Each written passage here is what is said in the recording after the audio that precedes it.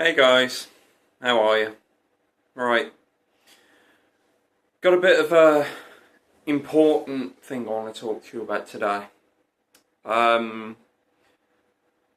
Something I haven't really spoke about in many years. And at the end of this video, well, towards the end, I'll explain why I'm doing this. When I was 8 or 9, I lived with my mom and my stepdad. For the first few months of my stepdad being in my mom and our life, it wasn't too bad. It was only when they decided they wanted to get a house together and get married that things took a turn for the worst. I was subject to heavy physical and mental abuse from my stepdad and my mom, which in detail involved me being beaten at random points in the middle of the night, sent to school with bruises all over my face, and hung upside down over a banister, a staircase banister. So I'm going to tell you the stories now, and then towards the end I'm going to tell you why I'm doing this.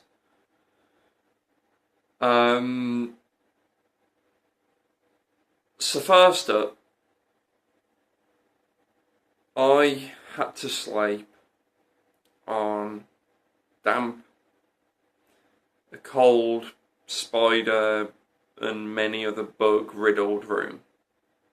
This was at 9 years old, while my mum, my stepdad and my sister had all the furnishings they could want. I had to sleep on a black bag on a floor with another black bag as warmth, a quilt, so to speak. I wasn't allowed a bed, and I wasn't allowed to try and sleep anywhere else.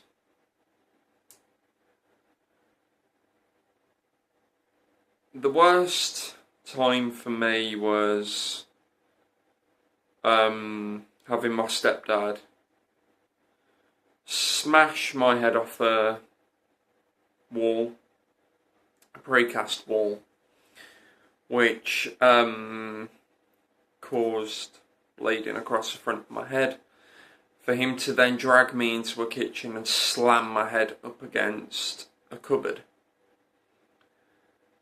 while being impaled with quite a few punches and kicks. Furthermore, I was at one point on the floor trying to go to sleep. I can't really say in bed, because let's face it, being on a floor is not being in bed.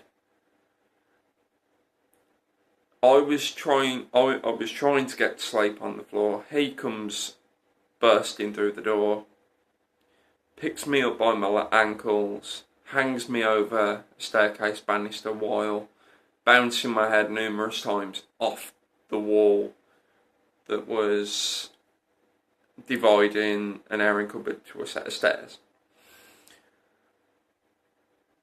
At this point, my mum was at the bottom of the stairs with my sister, phone in hand, saying, "Go on, drop him, I'll ring the ambulance for when it's done." Can I just ask, what mother would do that to a child? What mother would watch their son, a person they brought into this world, Why would they watch their son hanging upside down with a 7-8 foot drop below them, standing there saying, "I'll phone the ambulance when it's done, we'll say he fell down the stairs"? The two of them I've never had contact with in years, and I have no intention to ever have contact with them again. It doesn't come as bad as when my own mum, wearing rings, punched me here, which caused a pretty nasty bruise from there to there, which social services have pictures of, and even alone other ends of my family have pictures of bruises all over my arms, my back and my stomach.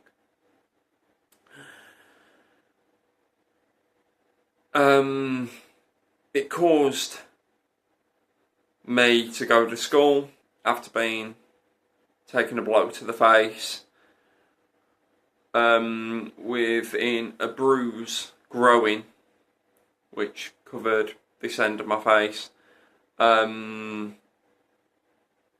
where the school immediately contacted the police and social services, because my mum gone into the school and said, "Oh, he fell over."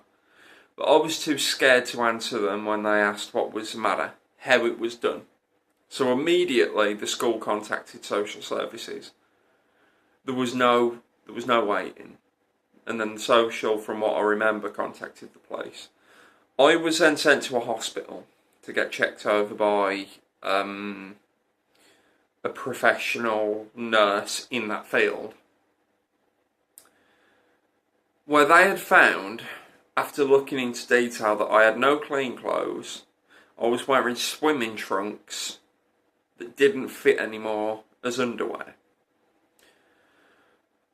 And they found that I had no clean clothes and they were falling apart, which is what I had to wear on a day-to-day basis, because my mum and stepdad was receiving CSA from my father, which was going on anything but the kids, being me and my sister.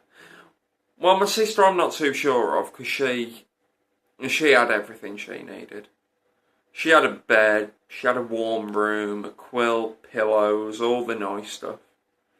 While I was in the next room on the floor with black bags. This is hard. This has been hard for me to talk about, and no, I'm not making it up. I'm not showing too much emotion because I've spent 7 or 8 years learning that these things shouldn't happen, but they did.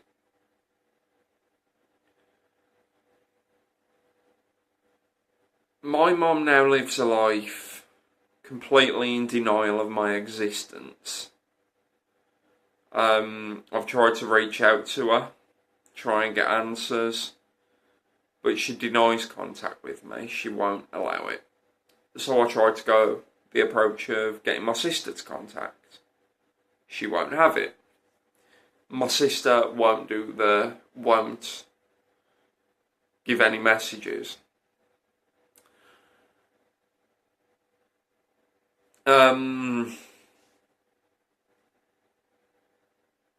So what I'm doing this video for is because we, as British citizens, working with the government, the social services, the police, charities, anything, we need to end this cycle of child abuse. Kids do not deserve to grow up being scared of living in their own home. I used to come back from school and be scared as soon as I saw my stepdad's car. That way I knew he was there, and I'd be immediately terrified to even want to go in the house. There was one occasion, this is hard for me to talk about, but I've known for weeks that I needed to do it. I used to wet the bed out of fear, out of being terrified. I wet the bed near enough every day. He said to me the night before I went to bed, went to the floor, if I was to wet the bed, he'd throw me in the garden, naked. I went to sleep. What do you know? I'd wet the bed. He grabs me, rips my clothes off me, throws me in the back garden and says, right, the only way you're getting back in this house is if you run around all the houses, because this is a built-up estate with rows of houses that went on for quite some time.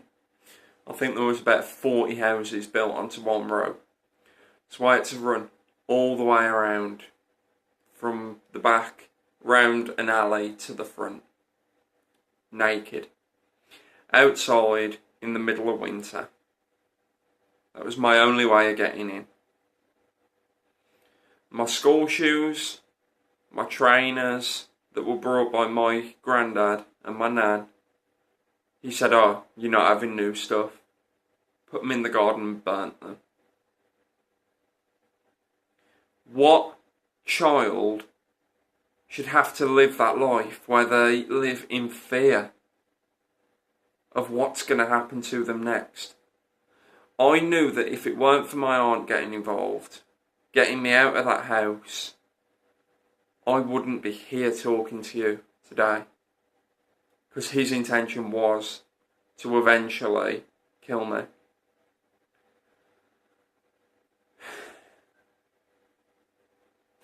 I lived with my aunt. I was too badly behaved. I wasn't a good person, but I didn't know any better. I didn't really know what good behaviour was. And I applaud her for trying. And I always will.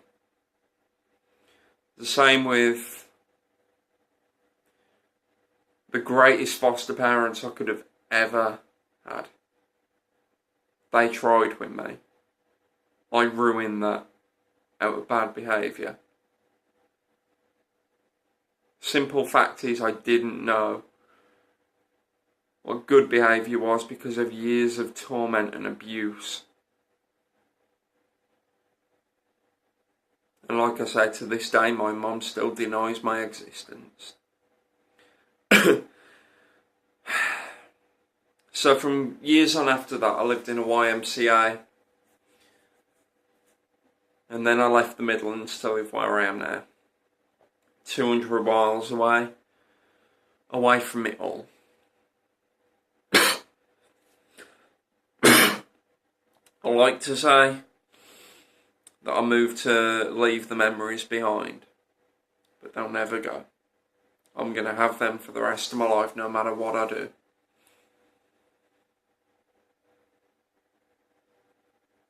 No child should have to live that. And if you are a child that is going through that, please contact the right authorities. Don't be scared. I know it's not as easy to say from the other side of a video camera, but there's people out there that will be more than willing to help you. Please get in contact and help yourself. And I urge anyone that knows of some form of domestic abuse going on to report it to the right authorities. It doesn't matter whether you're a child or an adult. Do the right thing and report it. Don't allow it to happen. I only wish I could have reported it when it was going on with me. I knew how to use a phone. There was one day, however, I tried to alert the police, and the stepdad cut the line. Now, I keep referring to him as stepdad and mom and all of this. Why I don't just name and shame is one thing, but I am not that low. I wouldn't sink to that level.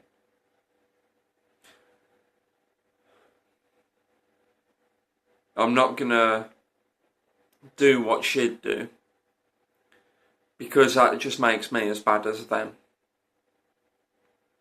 I'm giving people an insight to my life, because as of this moment, I am working to start a charity of my own that will be non-profit to me. I won't see money for my own personal gain. All money would go to helping kids that are in this scenario, that are in this line of abuse.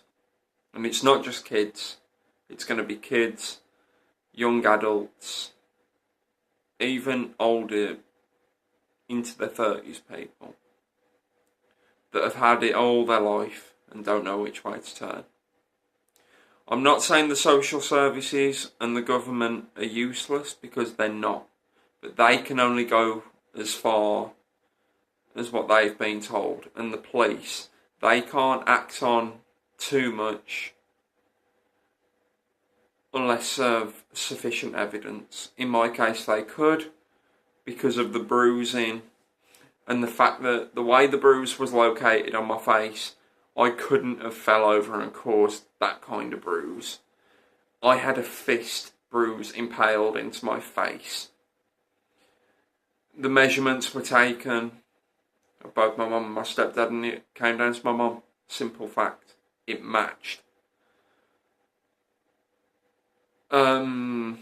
She was only cautioned because social services were working to get me out of that house and into foster care. Right up until the point my aunt said, no, we'll take him on. I used to stay at my aunt's weekendly before I moved there anyway. And when I knew it was time to go home, I used to burst into tears.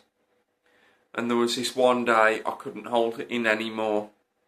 I told him everything. I told him everything that was going on. They immediately went to social services and said, look, instead of putting him into care, we'll have him. That way then, I weren't going from family to random people. I was going from family to family. I went into foster care though because of my behaviour. I don't blame her for putting me in there, because of who I am today. I'm stronger, more determined. As you know, I'm a radio host. I'm everything I want to be. And I am going to start this charity alongside a friend. It's going to take some time to bring it out there. It could be a year or two, because I need to get the registration. There needs to be a cause. There's going to be a lot of funding needed, which I'll speak to charity funders about.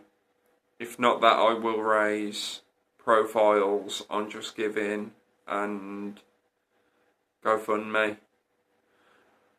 All I ask of you guys today that have watched is to please share this video.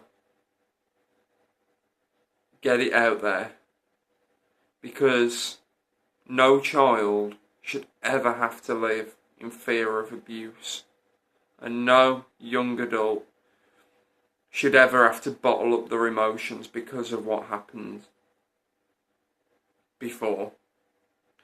So my charity will work with children that have been in effect of that kind of life, and young adults that have bottled it up for years.